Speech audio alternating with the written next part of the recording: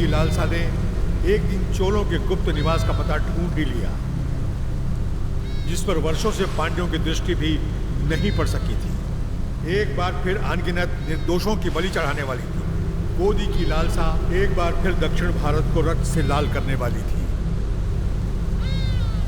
चोलों का गुप्त निवास। तुम यहाँ तक कैसे पहुंचे? सैकड़ों रणों के शूरवीर को नमन।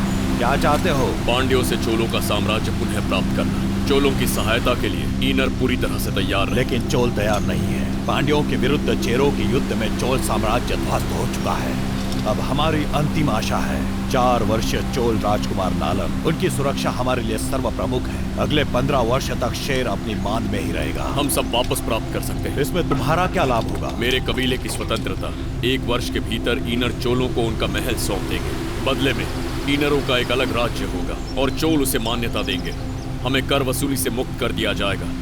एक बार फिर हमारी भूमि पे हमारा अधिकार होगा। प्रयास प्रशंसनीय है, परंतु एक छोटी सी टुकड़ी पांड्यों को पराजित नहीं कर सकती। बूंद बूंद से सागर बनता है। महल को अपने अधिकार में लेते ही हमें 20,000 चोल सैनिकों की आवश्यकता होगी। मुझे चोलों का झंडा फहराने की अनुमति चाहिए। 1 वर्ष के भीतर साम्राज्य हमारा होगा। जाओ, वार करो।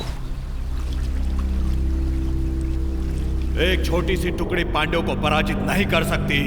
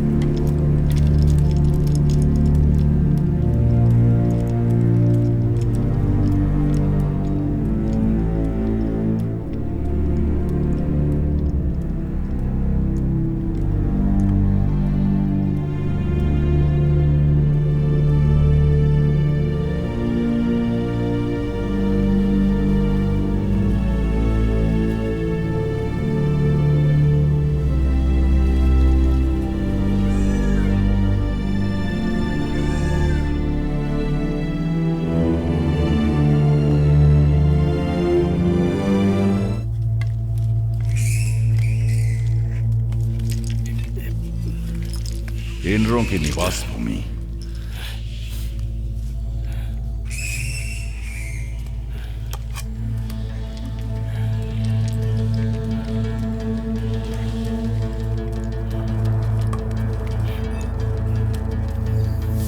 मारो मारो मारो और जोर से मारो। अब लगाओ।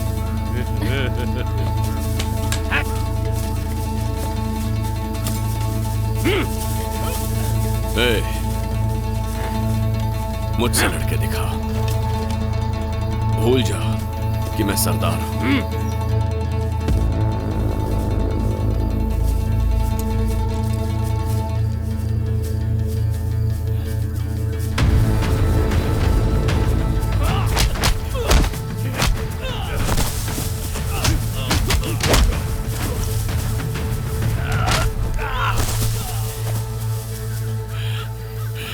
बस बहुत हुआ, आजा, अब तुम्हारी बारी है।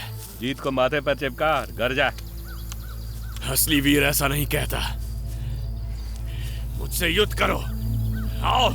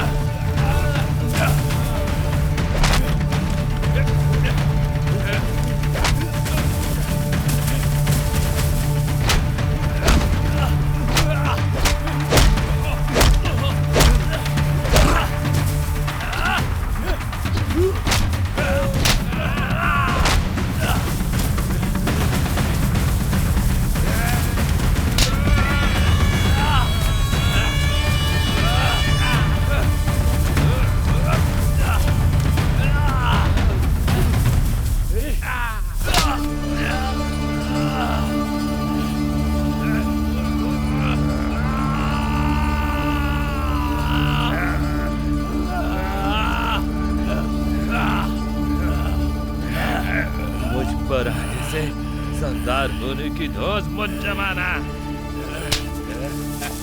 मैं हार गया, तुमने मुझे हरा दिया।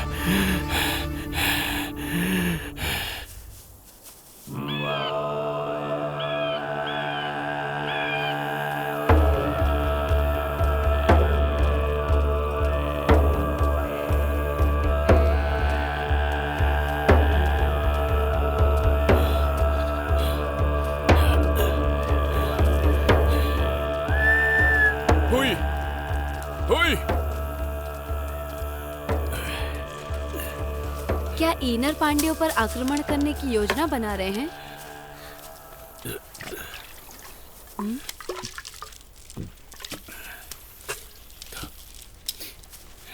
तुम उत्तर क्यों नहीं दे रहे हो?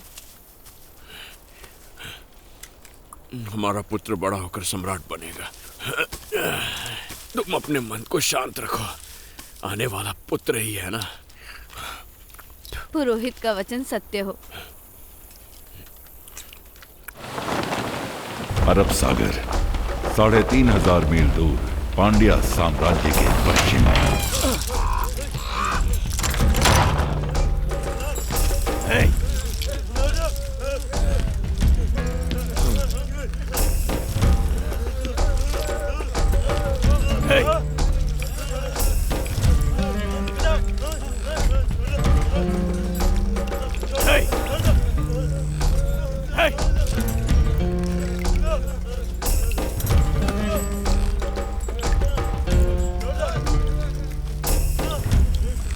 पच्चीस वर्षों के बाद अपनी मातृभूमि लौट रहे हो ना? क्यों, तुम तो मुझे प्रसन्न नहीं दिख रहे। बड़ी ठंडी तासीर वाले हो। न जाने क्यों रणधीरन तुम्हें वर्षों तक पालता रहा और अब तुम्हें वापस चाहता है। तुम्हारा मस्तिष्क काम कर रहा है क्या? तुम्हें आखिर अपने जीवन का मोह क्यों है? ईश्वर तुम्हें शीघ्र मुक्ति दे, अन्यथा वो कार्य मुझे करना पड़ेगा। पांड्या साम्राज्य, करवयूर।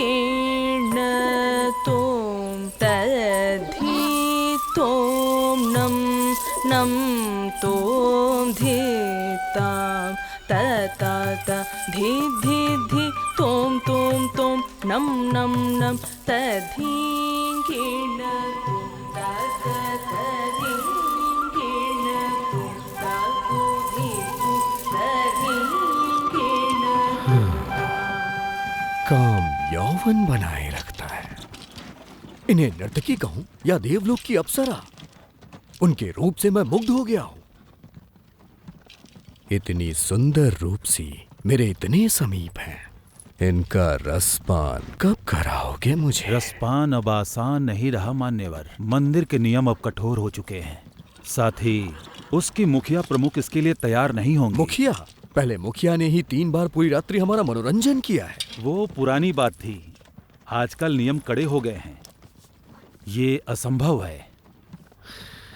तो फिर उन्हें मेरे कक्ष में भेजो, उन्हें मैं मुंह मांगा मूल्य दूंगा। उसके बाद उन्हें चोलों के मंदिर भेज दूंगा। सम्राट की आज्ञा लेनी होगी। अभी यहाँ सब कुछ हम ही तो हैं। मैं आज्ञा का प्रबंध कर लूंगा, बस तुम उन्हें तैयार कर लो।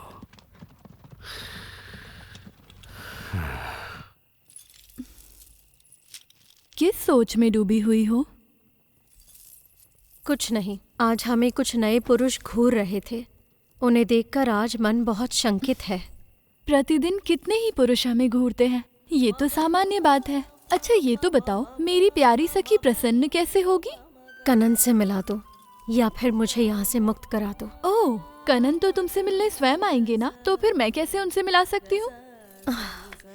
क्या हम दोनों महल से बाहर उन्हें ढूंढने निकले? क्या कहा? तुम अपने होश में तो हो ना? अब हमें आगे बढ़ना ही होगा, चाहे हमारी जीत हो या हार। यह आशा की एक किरण है। यही किरण एक दिन हमारे कबीले को चमकाएगी। यह आत्महत्या के बराबर होगा। हमारा कबीला नष्ट हो जाएगा। पांड्या शिकार नहीं है, बहुत बड़े शिकारी हैं। पांड्यों को पता चला तो इनर समाप्त हो जाएंगे। पता नहीं चलेगा, यही हमारी शक्ति है। वो हमारे बारे में कुछ नहीं जानते। योजना के साथ वार करके हम उन्हें थर्रा सकते हैं। तुम्हारी योजना चाहे कुछ भी हो, वो व्यर्थ ही जाएगी। हमारी जीत एक स्वप्न है। हम लड़ेंगे।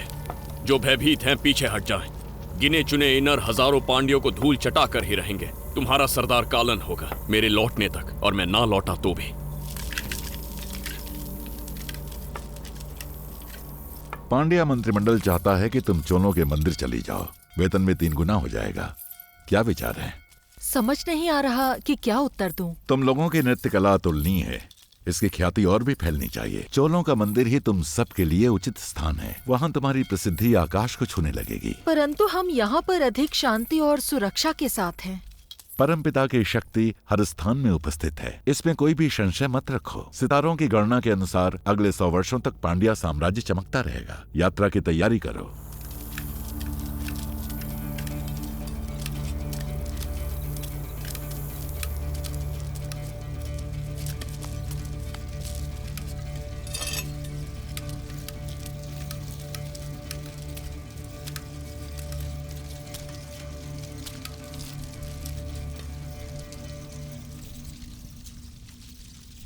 आपके मन को समझता हूं। घात लगाकर बैठे सभी जानवर एक जैसे होते हैं।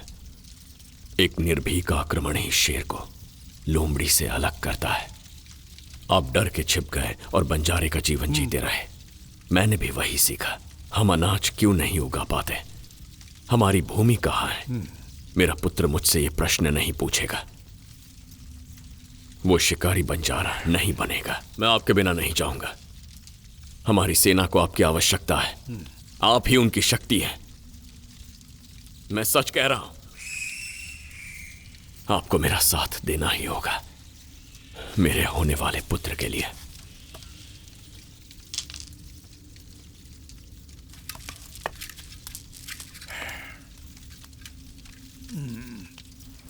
क्या हम कोई पशु हैं जो किसी भी ओर हाँक दिए जाएं? मंत्रिमंडल का आदेश है, हम क्या कर सकते हैं? तो वो ही नृत्य करें। तो गुरुजी ने क्या कहा? उन्होंने कहा कि प्रसिद्धि आकाश छुएगी। उनकी वासना अवश्य छुएगी, प्रसिद्धि नहीं। ऐसा क्यों बोल रही हो? हमसे पूछे बिना आपने इस प्रस्ताव को स्वीकार क्यों किया? तुम कब से इतनी बुद्धिमान हो गई? हम चोल जा रहे हैं, यात्रा की तैयारी कर लो।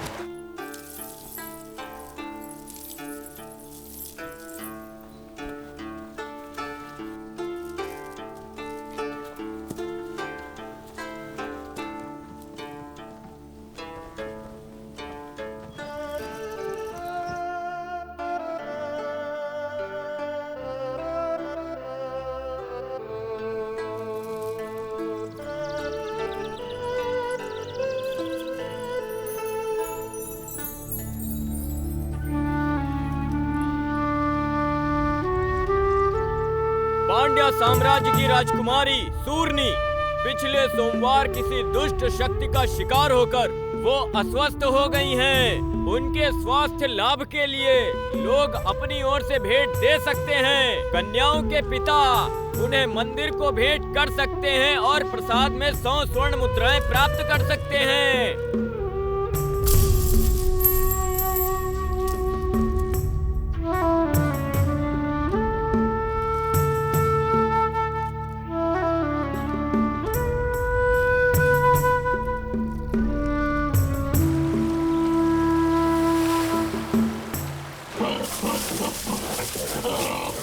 एक वर्ष के भीतर ईनर चोलों को उनका महल सौंप देंगे।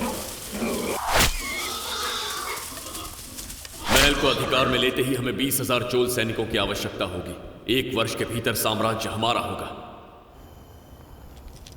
हमारे कबीले के पुरोहित पितामह कृपया बाहर आएं और अपने लिए भेंट स्वीकार करें।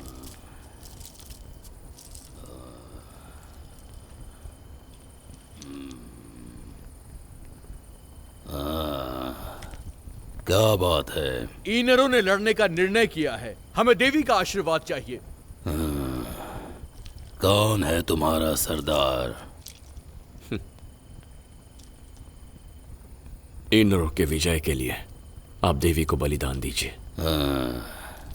नम्रता नहीं सीखी?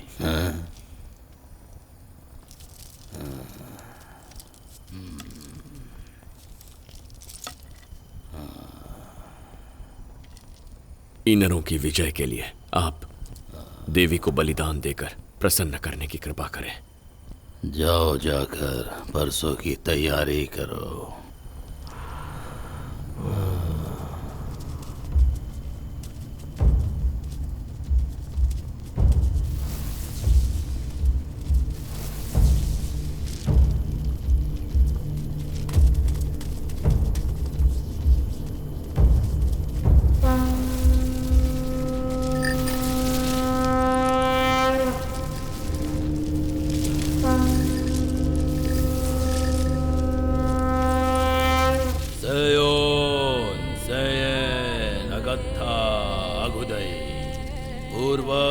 प्रसन्न हो, आपके पुत्र कोदी ने ईनरों के उत्थान के लिए पांड्यों के विनाश का संकल्प लिया है।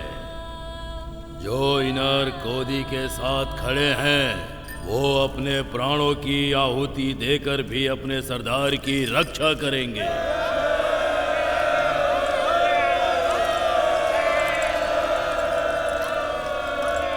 काल चक्र की एक रात्रि ईश्वर ने क्रोधित होकर आकाश चीरती तीव्र विद्युत से आघात किया। उसकी अग्नि ने धरती का कण कण जला डाला। विशाल अग्नि ने राख के ढेर लगा दिए और राख के बड़े बड़े बादलों ने सूरज को ही ढक लिया। वर्षों तक अंधेरा फैला रहा। हवाएं बहती हुई नदियां और विशाल काय सागर सब के सब जम गए। हर मनुष्य समाप्त हो चुका था। मृत्यु को आंख दिखा के जीवित रहे हम लोग। क्रुद्ध ईश्वर ने कहा, अगर तुम लोग अभी भी जीवित हो तो समुद्र और ये धरती जिसकी तुम पूजा करते हो वो तुम्हें निगल जाए। अंत में एक सुबह सूरज की किरणें इस धरती पर पहुंची। उसकी आंच बढ़ती ही जा रही थी। तब उन्होंने सारे समुद्रों को पिघला दिया। समुद्रों के जल के आवेग ने हम लोगों की समस्त भूमि के साथ साथ संपूर्ण जीवन को ही निगल लिया। अपने कुल की रक्षा के लिए हमारे पूर्वजों ने अपने जीवन का बलिदान दिया और ईश्वर का स्नेह प्राप्त किया।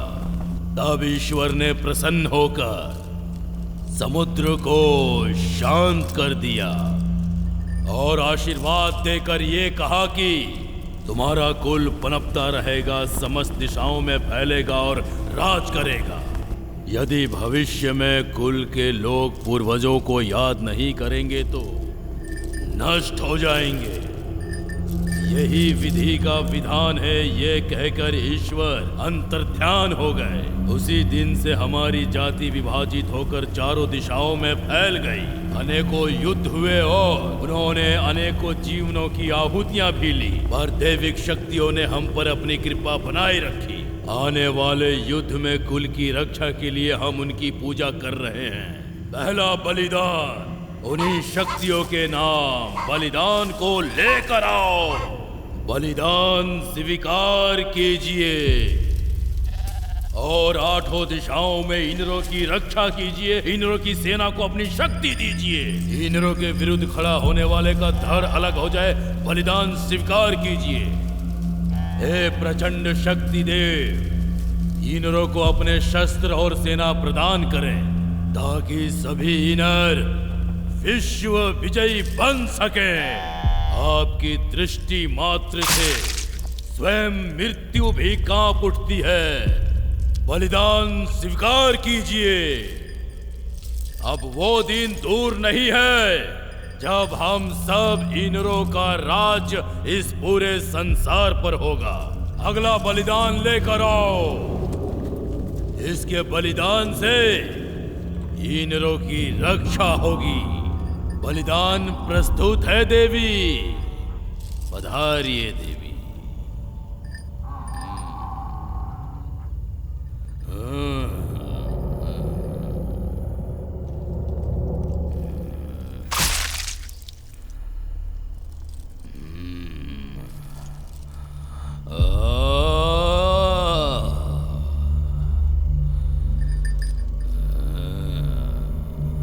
अगले बलिदान को लेकर आओ।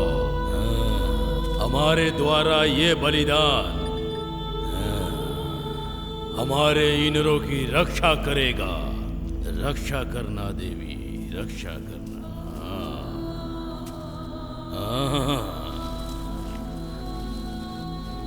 हमारे गोदी की रक्षा करना। बलिदान प्रस्तुत है देवी। बलिदान की शुद्धि करो।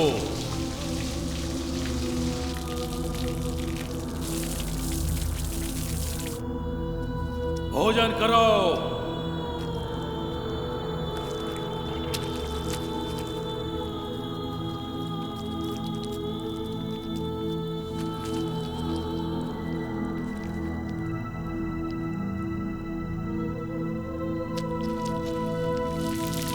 किन्नरों का सरदार आगे आए और अपना शस्त्र देवी को अर्पित करे।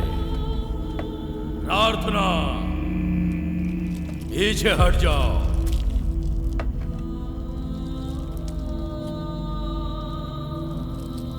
हे देवी, बलिदान स्वीकार कीजिए, इसे मुक्ति प्रदान कीजिए।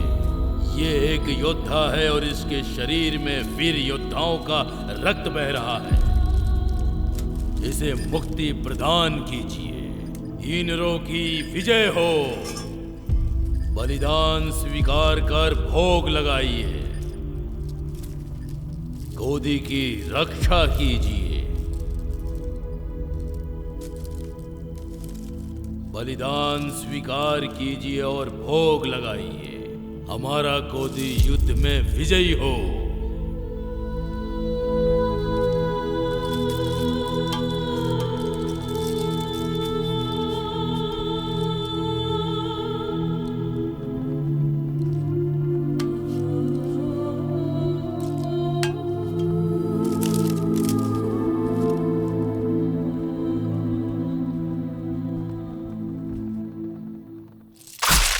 दो रातों में हम लोग चोलों की प्रजा में घुल मिल जाएंगे और उसके पश्चात अगला दल अंदर घुसेगा। 10 दिनों में 10 योद्धा घुसपैठ करेंगे, पर हम सभी को कभी भी बड़े गुटों में नहीं रहना है।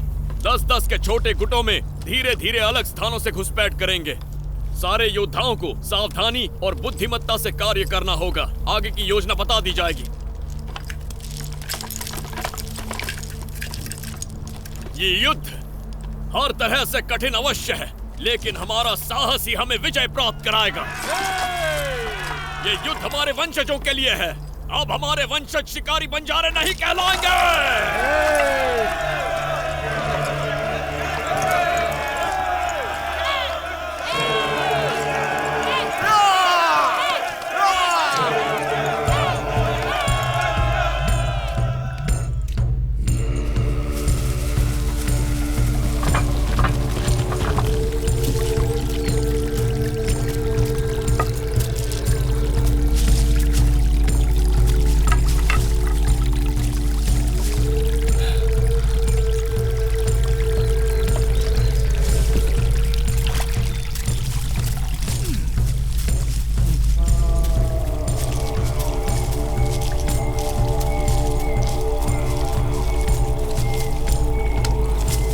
क्या तुम्हें उसे डर नहीं लगता? क्यों? क्या आपने कभी रणधीरन को देखा है?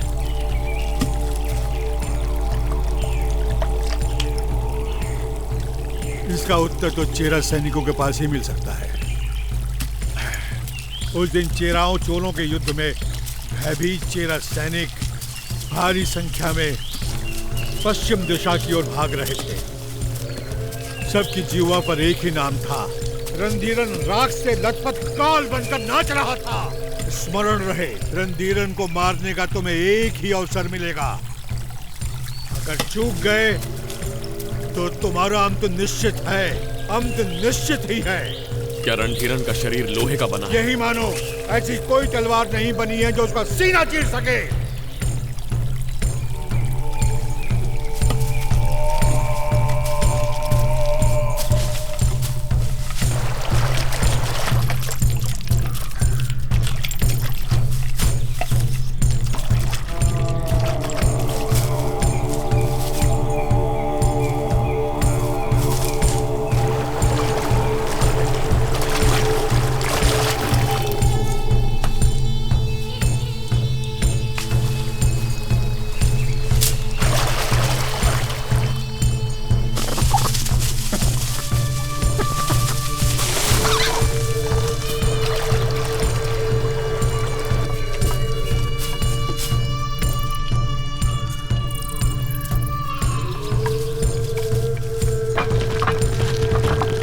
चोल साम्राज्य।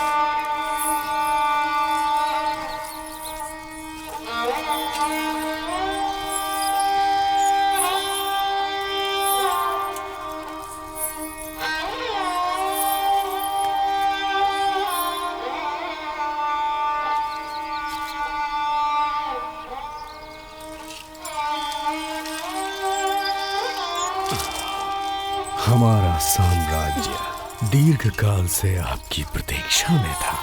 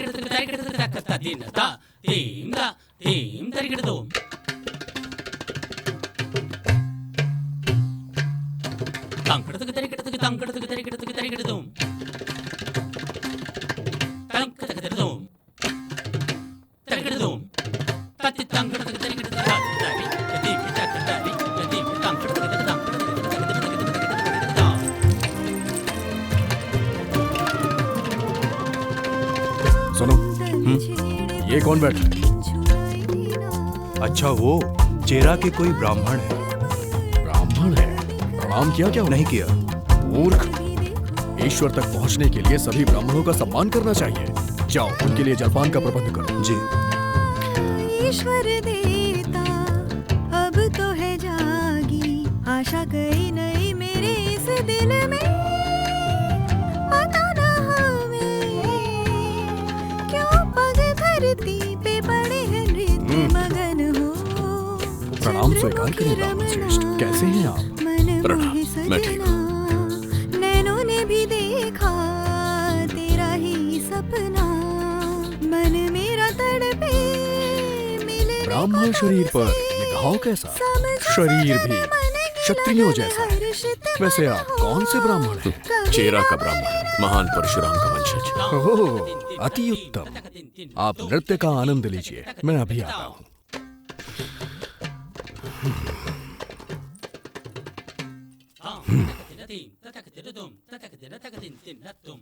उन्हें दो।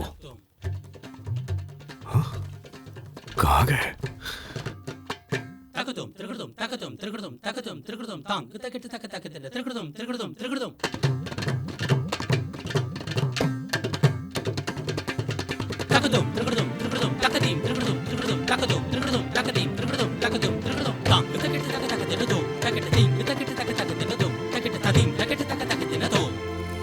रणधीरन कहाँ रहता है अभी पता नहीं चल पाया। उसका नाम लेने से भी लोग भय खाते हैं। वो मानव नहीं, काल है। योद्धाओं ने घुसपैठ कर ली है। हमें शस्त्रों के साथ तैयार रहना होगा। शस्त्र आ रहे हैं, चिंता की कोई बात नहीं है। सूचना भेजी जा चुकी है।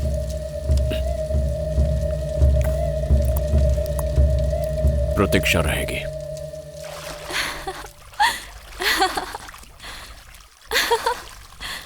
प्रतीत होता है युद्ध छिड़ने वाला है। ऐसा कुछ नहीं होने वाला। नृत्य के मध्य में एक गुप्तचर आया था। रंग रूप से तो वो उत्तर का लग रहा था। पल्लवों की सहायता लेकर चेरा पुनः आक्रमण करने वाले हैं। व्यर्थ प्रलाप मत करो, किसी का किसी से भी युद्ध हो जाए, हमारा नृत्य कहाँ रुकने वाला है। युद्ध तो होकर रहेगा। कनन आएंगे और तुम्हें अपने साथ ले जाएंगे। जलमग्न स्वर्ण नगरी में तुम्हारा एक महल होगा और तुम महारानी बनोगी। तुम कल्पना की उड़ान छोड़ो। मैं जा रही हूँ। स्नान नहीं करोगी? नहीं। हर इलाका पांड्यों की मुट्ठी में है, कोई विद्रोह नहीं कर पाएगा। पूरी सेना हरी केसरी के समारोह के लिए गई है। महल में चंद सैनिक ही बचे हैं। पहरेदारों की संख्या अभी कम है, फिर भी 100 योद्धा उसके साथ रहते हैं। सैन वर्मन और यमन योद्धा उसकी ढाल है। उल्लू प्रकाश में मार खाता है, कहीं कोई स्थान तो अवश्य होगा जहां रणधीरन मात खाएगा। हर शुक्रवार को रणधीरन पहाड़ी के मंदिर जाता है। कई अंगरक्षक नीचे ही रुकते हैं। ऊपर रास्ता बहुत ही सकरा है, एक के पीछे एक चले तो ही चढ़ा जा सकता है। लगभग 1 मील तक रास्ता जंगल से घिरा है। हमारे 50 योद्धा पहाड़ी तक चढ़ेंगे और दोनों ओर से उन्हें घेर लेंगे। मैं पहाड़ी के नीचे पहरेदारों को संभाल लूंगा। ऐसे रणधीरन यमन योद्धाओं से अलग हो जाएगा तो उसका सर काट देंगे। एक भी पांड्या जीवित बचकर ना जा पाए। कटे हुए सर के साथ चोलों का झंडा लहराते महल में प्रवेश करेंगे। उसका कटा सर देखकर पांड्यन सैनिक हथियार डाल देंगे। चोलों का झंडा देखकर प्रजा हमारे साथ हो जाएगी। महल हमारी मुट्ठी में होगा। शिकारी का शिकार होगा। स्मरण रहे, हमें मात्र एक ही अवसर मिलेगा।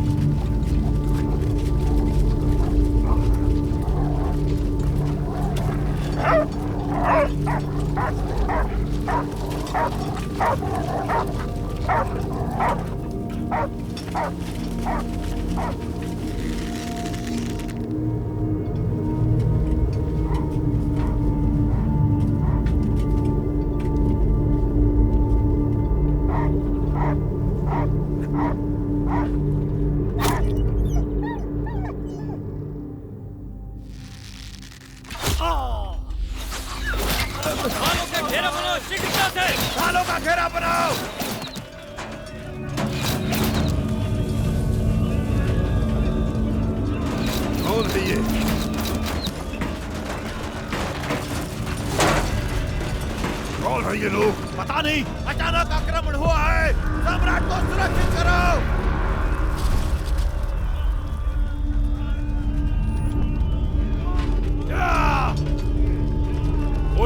कुछ नहीं कर पाएंगे। ढालों का घेरा बनाए रखो। हम पांड्यन हैं, भय भी हमसे भय खाता है। हमने महान चोल साम्राज्य को परास्त किया है। हमने पल्लवों को भी धूल चटा के रख दी थी। शेरों ने हमारे सामने घुटने टेक दिए थे। हमने गलफिरार साम्राज्य को जड़ से उखाड़ दिया था। ये चूहे हमारा कुछ नहीं बिगाड़ सकते। ढालों का घेरा बनाए रखो। काट डालो इन्हें।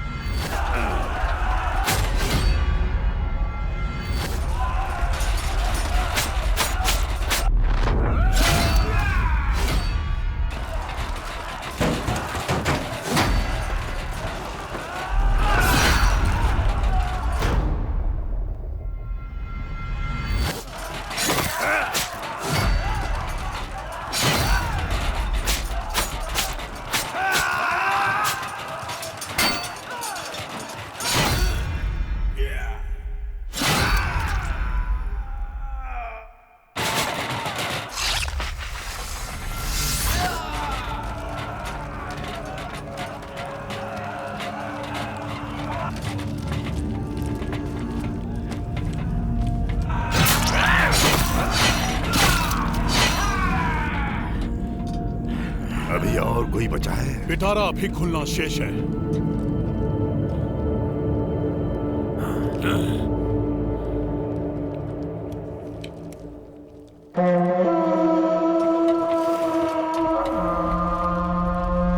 उन्हें हमारी रणनीति पता चल गई है। ढालों का घेरा एक झटके में खोल दो। हमला करो, चलो। घेरा खोलो ढालों वाला, चलो।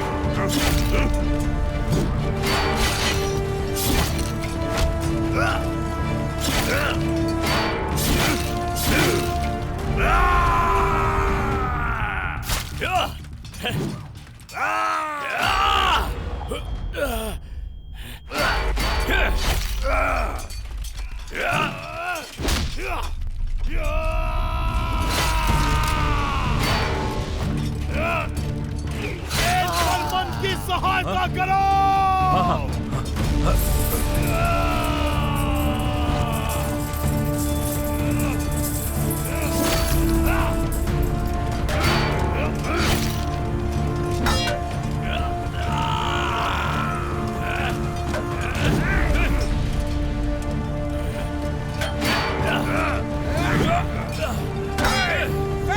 सम्राट को लेकर जाओ।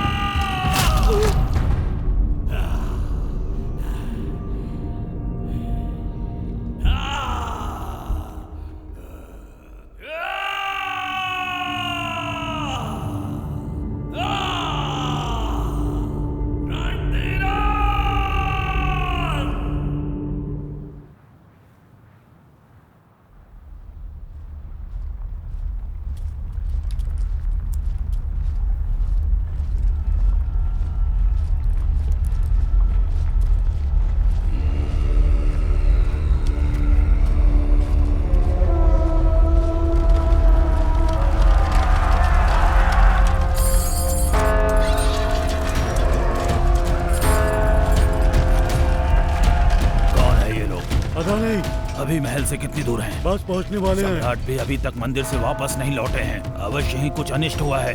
राजघराने की महिलाओं को सुरक्षा प्रदान करो। प्रजागण घर में ही रहें। क्या अगस्त सेना का नियंत्रण संभव है? संभव नहीं है। तो शीघ्रता से हाथियों को जंगल की ओर भगा दो। अगर हम हार गए तो अगस्त सेना शत्रुओं के हाथ न लगे। जाओ जी। सारे सैनिकों को एकत्र करके महल के चारों ओर ढालनुमा बना दो। एक भी शत्रु बचना नहीं चाहिए।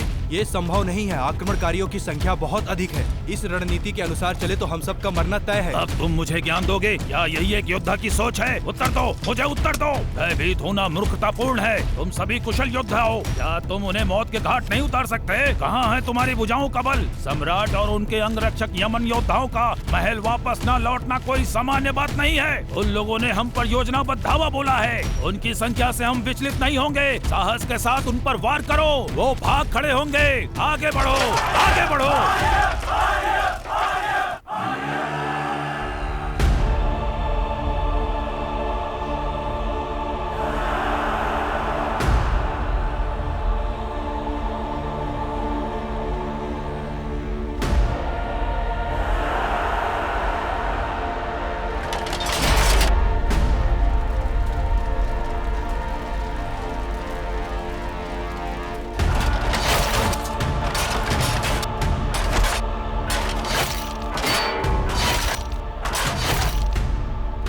पांड्यन युद्ध में हार रहे हैं। कुछ ही समय में महल शत्रुओं के अधिकार में होगा।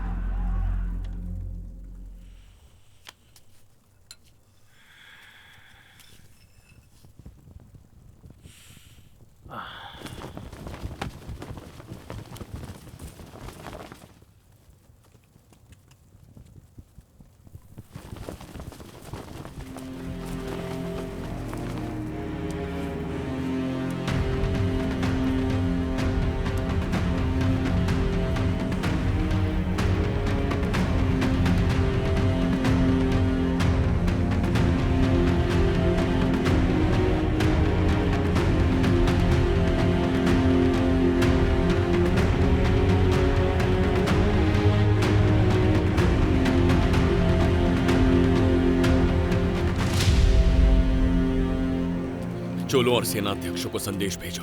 सैन्य बलों का समय पर पहुंचना अति आवश्यक है। भेज दिया है। तुड़ी हमारी सेना लेकर आएगा।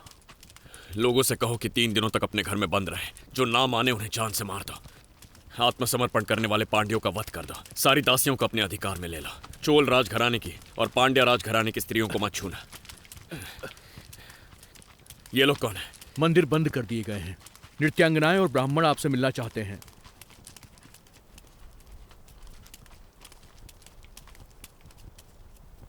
क्या चाहिए? प्रणाम प्रभु। युद्ध होते रहते हैं, सम्राट बदलते रहते हैं, परंतु ईश्वर तो स्थायी है ना। मंदिर बंद करना उचित नहीं है। इन सभी नृत्यांगनाओं के लिए मंदिर ही एकमात्र आश्रय का स्थान है। तुम कौन हो? सम्राट की और मंत्रिमंडल की अनुपस्थिति में इस राज्य को चलाने का अधिकार मुझे है। तुझे अधिकार है?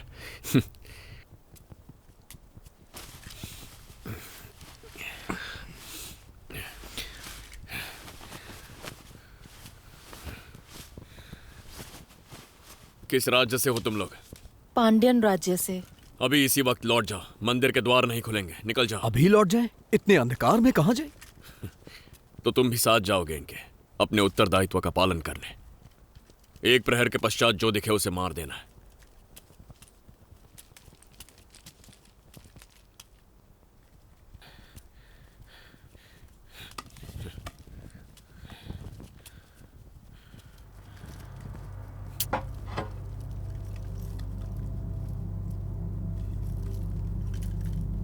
सुनो, ये मेरे साथ रहेगी। ये देवदासियां हैं। इनका विवाह ईश्वर के साथ हो चुका है। ये किसी और के साथ नहीं रह सकती। अब मैं ही यहां का ईश्वर हूं। तुम यहीं रुको। समय बीतता जा रहा है। राज्य के अधिकारी परशुराम के वंशज जी, ऋतुएं बदलती हैं तो वायु बदल जाती है।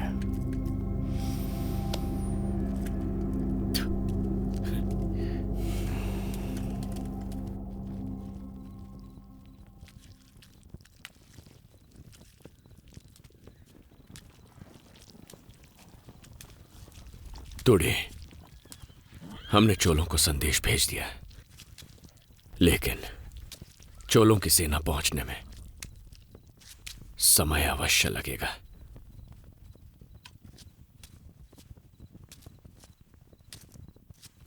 हमें सेना की आवश्यकता है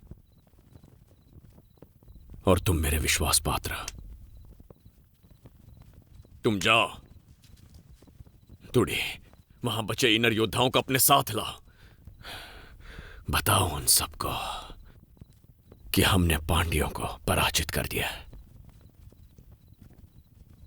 अब जाओ और सेना के साथ लौटना।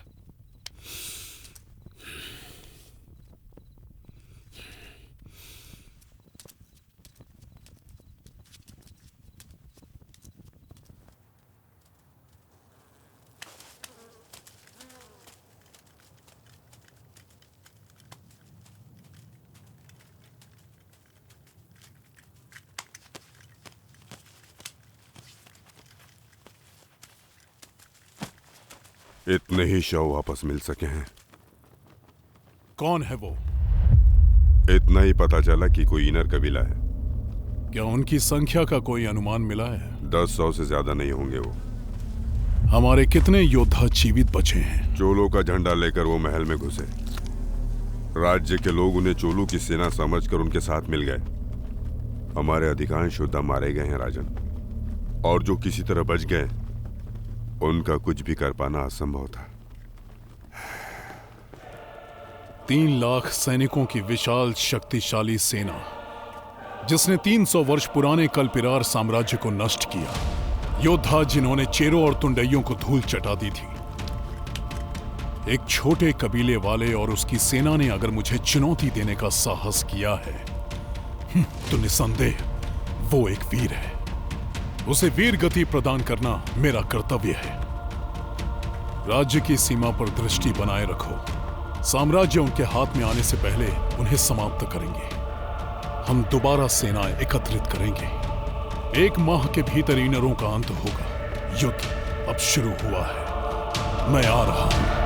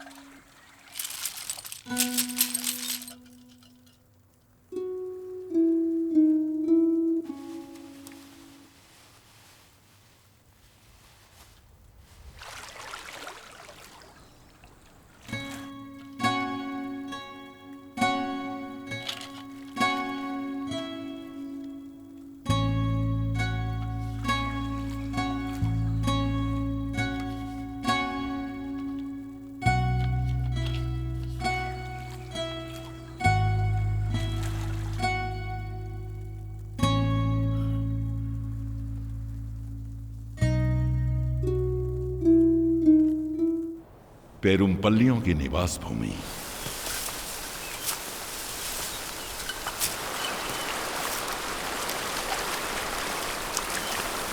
प्रणाम। प्रणाम।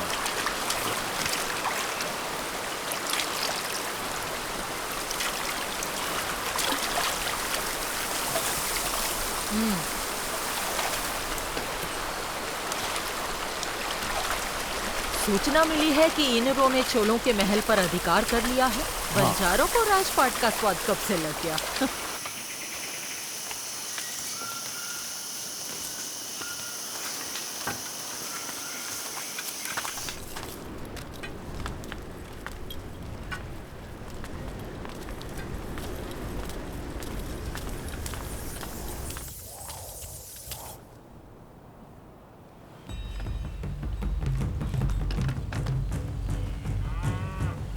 दक्षिण भारत की पहचान, वेंकटम से कन्याकुमारी तक शासन करने वाले सम्राट रणधीरन पांड्या के आगमन पर पेरुमपल्ली कबीला उनका स्वागत करता है।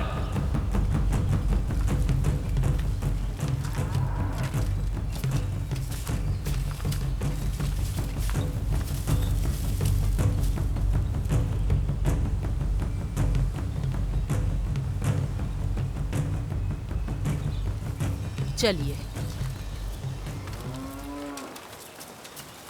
उनका आक्रमण अप्रत्याशित था। लोमड़ी के शिकार के लिए शेर की कोई आवश्यकता नहीं है, इसीलिए राजधानी से सेना बुलाने के लिए पेरुमपल्ली की सहायता चाहिए।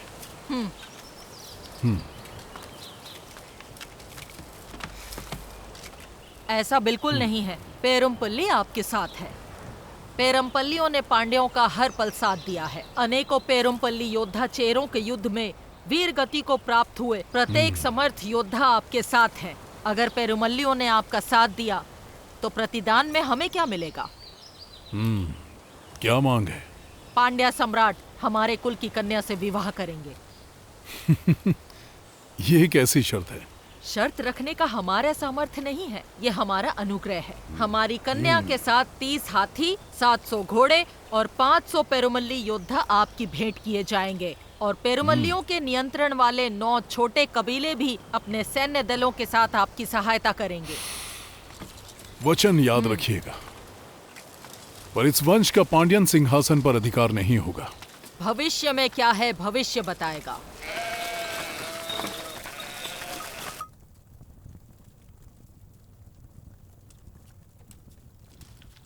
चोलों का कोई उत्तर आया नहीं।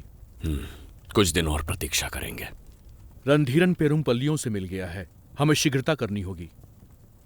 तूड़ी हमारे लोगों के पास पहुंच गया होगा। तुम अभी चोलों के बारे में क्या कह रहे थे? रणधीरन पेरुमपल्लियों से मिल गया है, हमें शीघ्रता करनी होगी।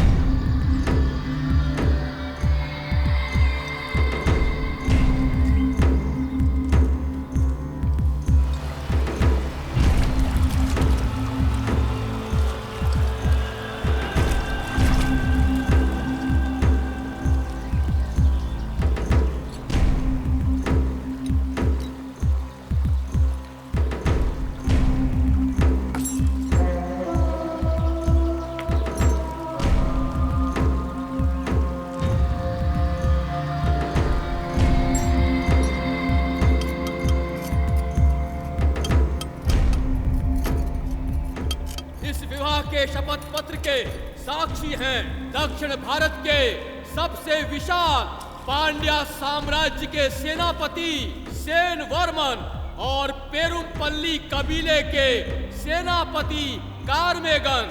प्रभुत्व और न्याय के प्रतीक पांड्या सम्राट रणधीरन हमारे कुल की उपस्थिति में हमारी कन्या अर्थल से विवाह कर रहे हैं।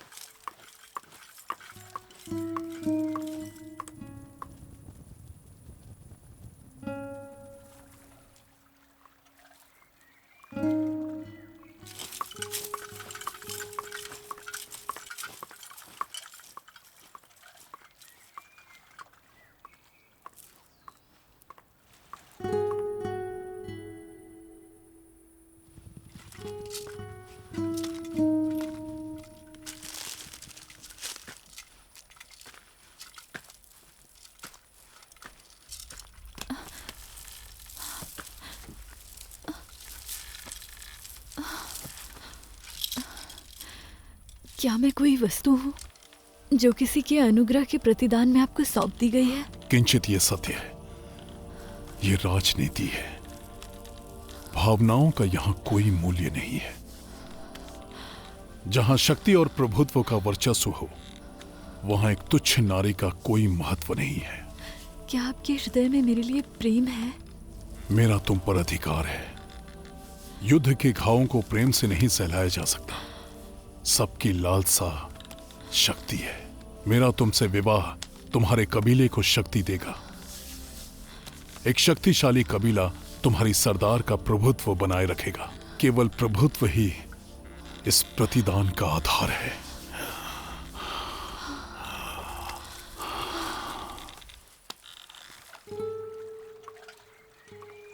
तुम्हारे संगीत में दुख की झनकार है, क्योंकि उसमें तुम्हारी मृत्यु की पुकार है।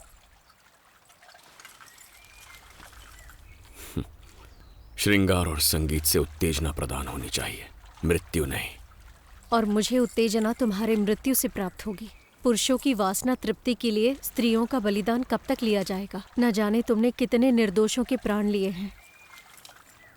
क्या करें, पुरुषों की वासनाएं शांत नहीं होती। कभी सत्ता की, कभी संपत्ति की, कभी स्त्री की। वो संसार की हर वस्तु पर प्रभुत्व चाहते हैं। बड़े स्वप्न के परिपूर्ण होने के मार्ग में छोटे जीवों की बलि चढ़ी जाती है। मेरी, पांड्या की, चेरा की, चोल की या किसी और की। हमारे रंग रूप भले ही अलग हों, पर हमारी वासना एक है। पुरुषों का अन्याय ईश्वर को अवतार लेने में विवश करेगा। स्मरण रहे, जैसे ही मेरा संगीत रुका, मृत्यु तुम्हारी प्रतीक्षा कर रही होगी। मैं भी प्रतीक्षा करूंगा और मेरी वासना तुम्हारे संगीत को हरा देगी।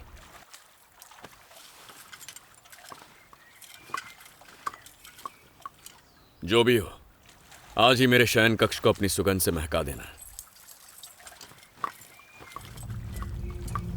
चोलों से अभी तक कोई उत्तर नहीं मिल पाया है। पेरुमपल्लियों ने अभी तक भारी सेना जुटा ली होगी। हमें शीघ्र कुछ करना होगा। क्या चोलों ने विश्वासघात किया या वो युद्ध के लिए अभी तैयार नहीं है? चोल विश्वासघाती नहीं। मुझे लगता है उनके पास अब तक संदेश पहुंचा नहीं। ठीक है, इस बार संदेश मैं स्वयं लेकर जाऊंगी।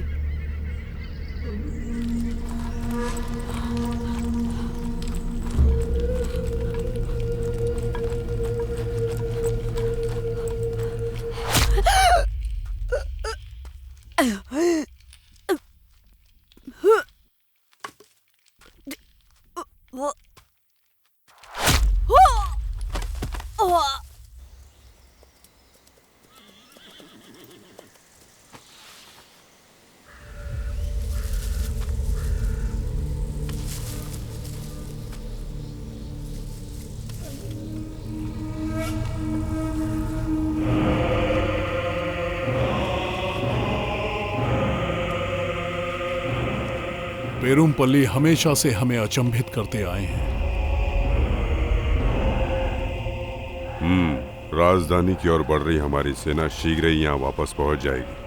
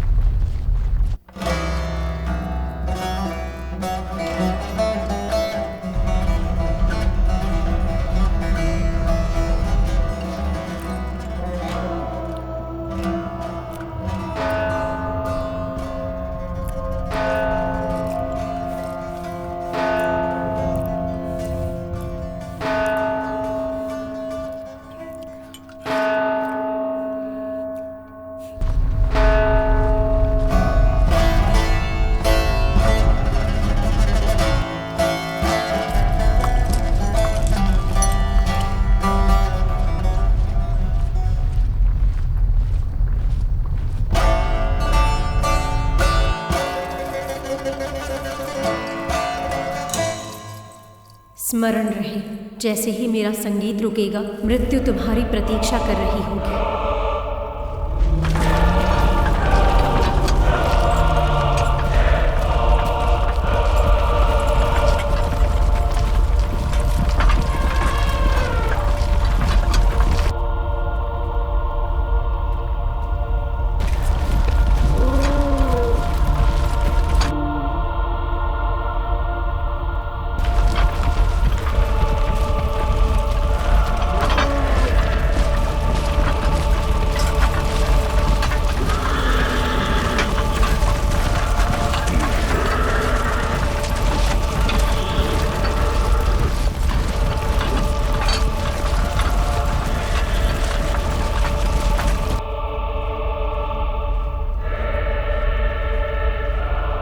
वीर रणधीरन, कुछ सैकड़ों से लड़ने के लिए असंख्य सैनिकों को लाया है।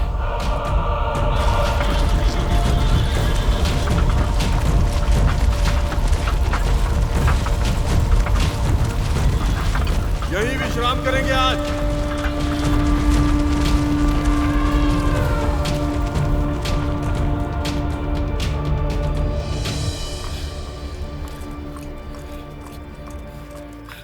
घबराओ मत, जब तक हम महल के अंदर हैं पांड्या कुछ नहीं बिगाड़ पाएंगे। चोलों तक संदेश पहुंच गया होगा, वो अब आते ही होंगे। मुझे नहीं लगता कि चोल आएंगे। चाहे कोई आए या ना आए, तूड़ी हमारे योद्धाओं के साथ आएगा। भयभीत मत हो, जाके इन नरों का उत्साह बढ़ाओ, चाहे स्त्रियों से सही। मैं रास्ता ढूंढ लूंगा, हार मत मानना।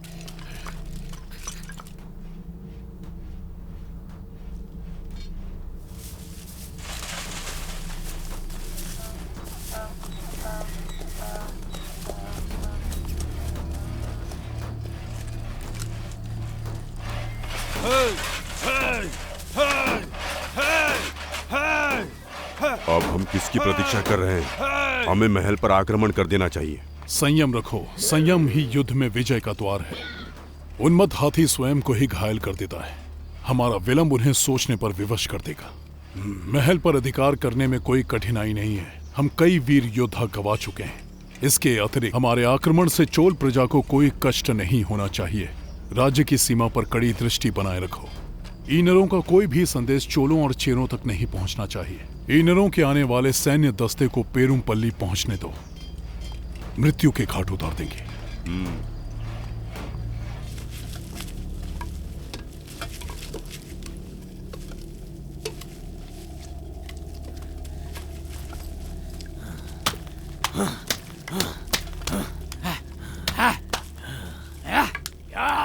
विक्षेप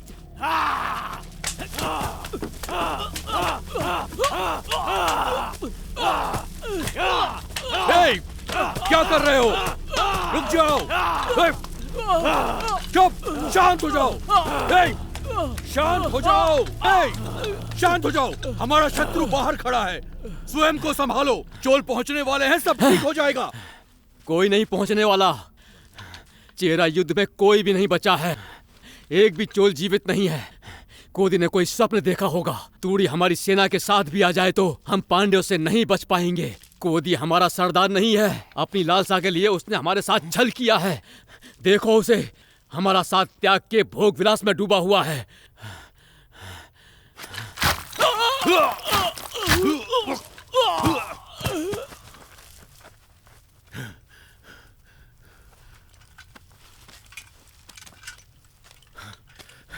पागल हो गया था ये। ठिकाने लगा दो इसे।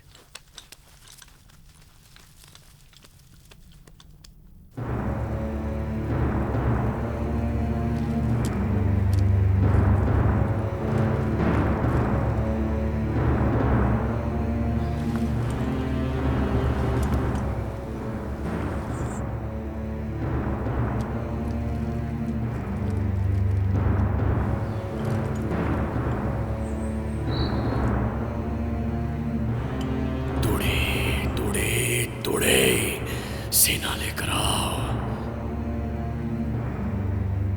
हम उन लोगों को उनकी ही रणनीति से उन्हें मात देंगे। समय समीप है।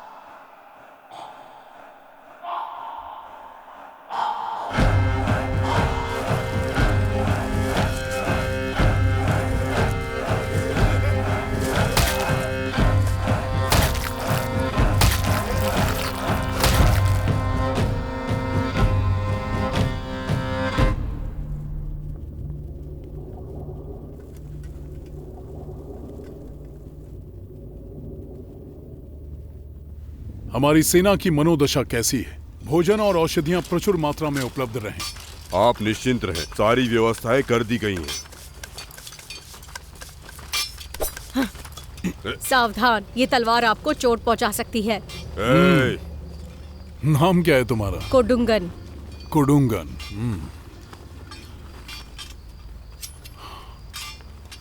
रणधीरन का पुरस्कार तुम्हारी वीरता के लिए।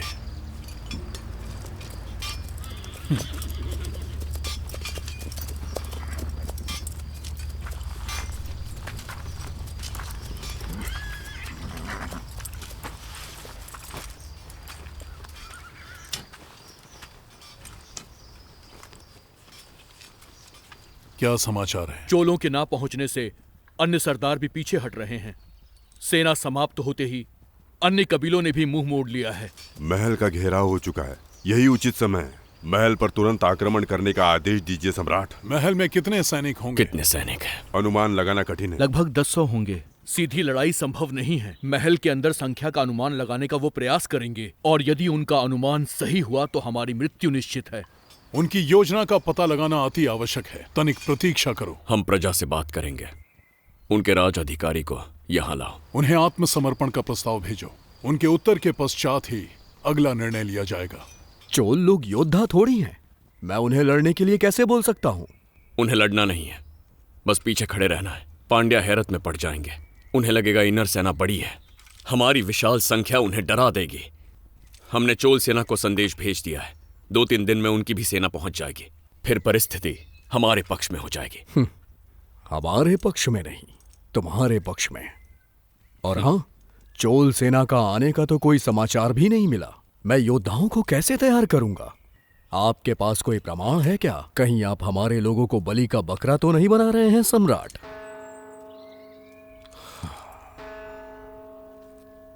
जाओ। जब ऋतुएं बदलती हैं तो वायु वेग भी बदलता है परशुराम के वंशज। प्रणाम।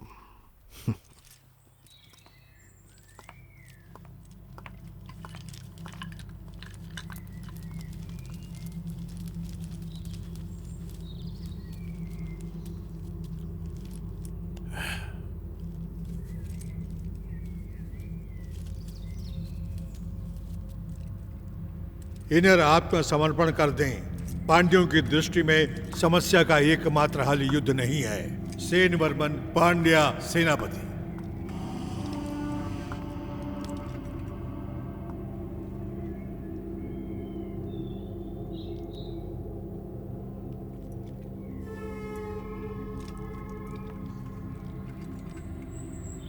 हमारा कबीला नष्ट हो जाएगा। यही किरण एक दिन हमारे कबीले को चमकाएगी। हमारा पुत्र बड़ा होकर सम्राट बनेगा। उन्हें उत्तर भिजवा दो।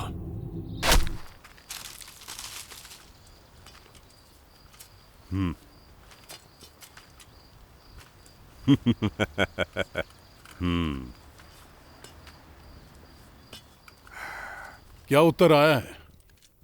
रणधीरन का गौरव बना रहे। इनर कायरों की तरह आत्मसमर्पण नहीं करेंगे। हम भी दोनों पक्षों की जनहानि नहीं चाहते हैं। मेरी ओर से पांड्यों की समक्ष एक औपचारिक समाधान प्रस्तुत है, कुछ मान्य लोगों की उपस्थिति में।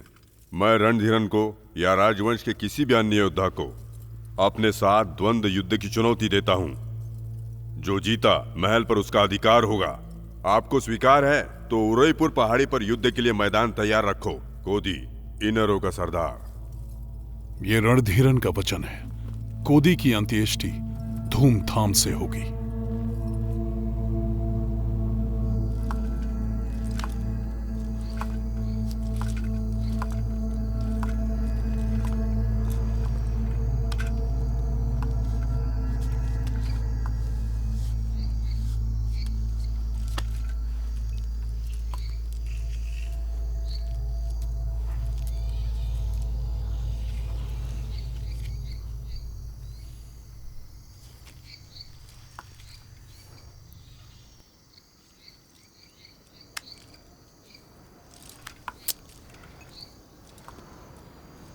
मैं अकेला जाऊंगा, आप यहीं रुकेंगे। हमारे कबीले को आपकी आवश्यकता है। मुझे कुछ हुआ तो बिना विलंब किए चोलों की तरफ भाग जाइए।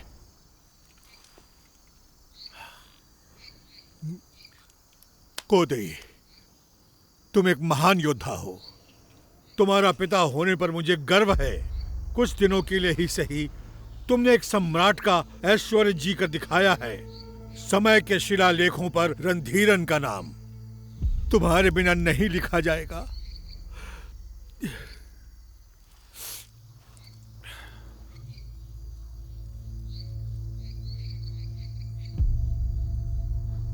एक छोटी सी टुकड़ी पांड्यों को पराजित नहीं कर सकती। हमारा कबीला नष्ट हो जाएगा। यही किरण एक दिन हमारे कबीले को चमकाएगी। हमारा पुत्र बड़ा होकर सम्राट बनेगा।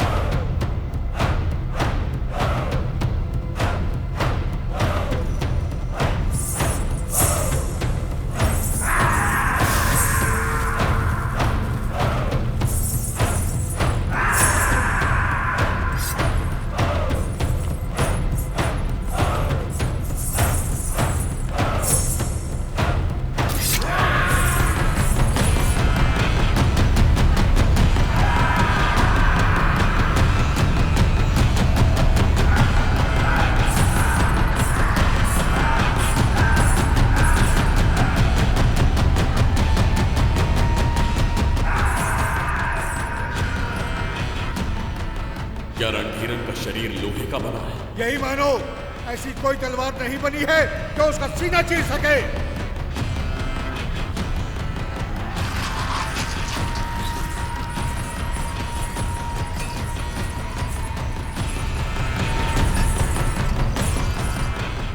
युद्ध अब शुरू हुआ है।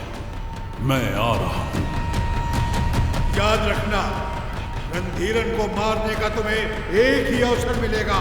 अगर चूक गए तो तुम्हारा अंत निश्चित है। धरती और आकाश की उपस्थिति में, मनुष्यों, देवों और दानवों की उपस्थिति में, विशेषकर सर्वोपरि ईश्वर की उपस्थिति में, पांड्या सम्राट रणधीरन और ईनर कबीले के सरदार कोदी अपने पक्षों का प्रतिनिधित्व करते हुए मृत्यु के इस रण में द्वंद्व युद्ध करेंगे।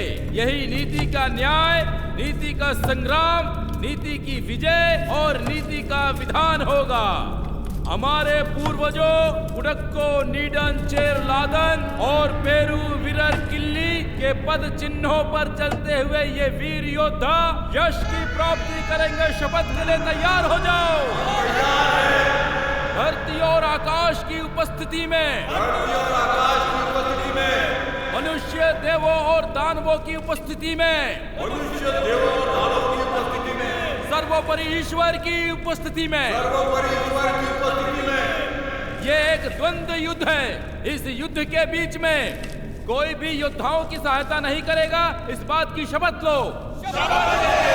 ये द्वंद्व युद्ध किसी एक योद्धा के मृत्यु तक चलता रहेगा या जब तक कि एक योद्धा हार ना मान ले।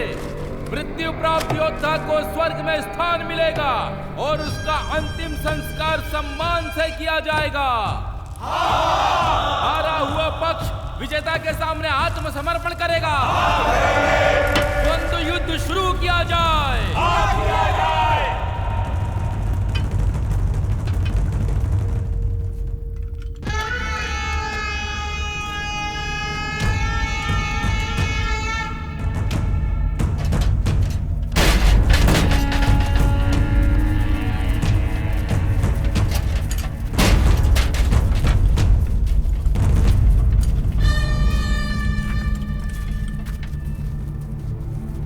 अगर मैं मृत्यु को प्राप्त हुआ, महल ईनरों का होगा। बिना किसी आक्रमण के सेना को लेकर वापस राजधानी लौट जाना।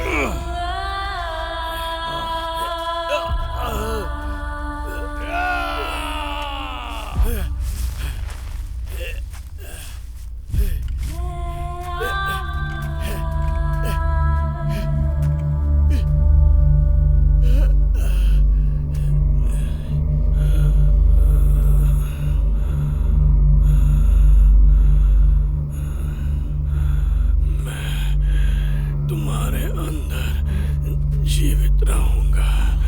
तुम मैं नहीं हो। तुम रणधीरन कभी नहीं बन सकते।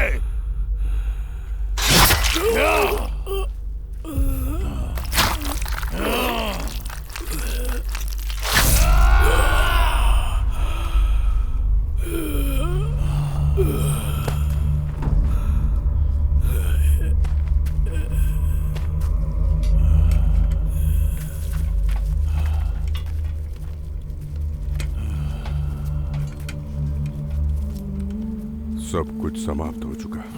कुछ समाप्त नहीं हुआ। समापन कभी नहीं होता। हाँ, समापन कभी नहीं होता। कोदी ने उस रणभूमि में एक चमत्कार किया। वो रणधीरन के शरीर को चीरने वाली तलवार बना। कोदी के शरीर को जला दो। इसके शरीर का एक कण भी नहीं बचना चाहिए। कोदी के जलते शरीर की गर्मी को कौन सहन कर सकता था? कोदी का साहस कभी किसी और को ना उकसा पाए। कोदी के शरीर की राख को बीज बनकर हर दिशा में बिखरने से कौन रोक सकता था? पिताजी! इनर कबीले का संपूर्ण अस्तित्व ही समाप्त कर दो। उन पर रत्ती भर भी दया मत करना। उनके सारे जीवित बचे लोगों का वध कर दो।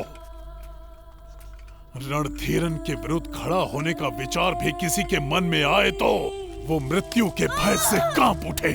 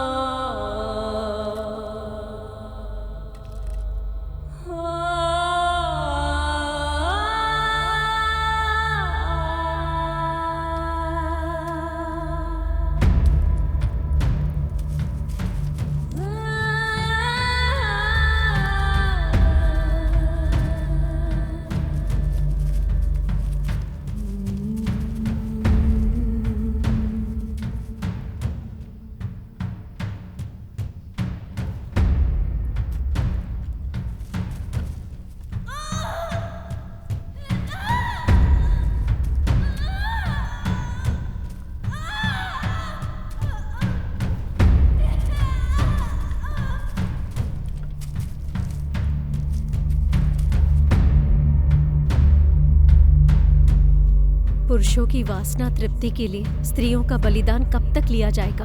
अच्छा ये बताओ, मेरी प्यारी सखी प्रसन्न कैसे होगी? कनन से मिला दो या मुझे मुक्ति दिला दो। ओह, कन्नन तो तुमसे मिलने स्वयं आएंगे ना, तो फिर मैं उनसे कैसे मिला सकती हूँ? क्या हम दोनों उन्हें ढूंढने के लिए निकले? क्या कहा? तुम अपने होश में तो हो?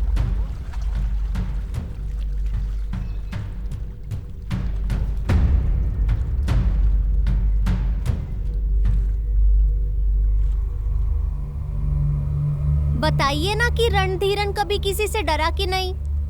रणधीरन ही नहीं, सारे राजा प्रभुत्व खोने से डरते हैं। सारी महिमा प्रभुत्व की ही है, राजाओं और राज्यों की नहीं। शासक सारे युद्ध पर अपना प्रभुत्व बनाए रखने के लिए ही करते आए हैं, और ये प्रभुत्व हमेशा बना रहे इसके लिए उन्हें चाहिए राज्य, प्रजा, साहस और अधिकार। हाँ? चलो चलते हैं। अच्छा आप ये बताइए, उस देवदासी की मृत्यु क्यों हुई और दूसरी देवदासियों के साथ क्या हुआ? एक ही दिन में समाप्त होने वाली कहानी नहीं है। सच तो ये है कि कहानी अभी शुरू हुई है। कैसे उस देवदासी की मृत्यु ने संपूर्ण दक्षिण को सहरा दिया। क्या दूसरी देवदासियां अपने राज्य पहुंच सकी? तुम हमारे पास कैसे आए? रणधीरन को अपने प्राण देकर भी बचाने वाले यवनों और पांड्यों का क्या रिश्ता था? और अब इन सब के परे साम्राज्यों की लड़ाई तो अब शुरू होने वाली थी। कोदी की मृत्यु तो बस एक शुरुआत थी।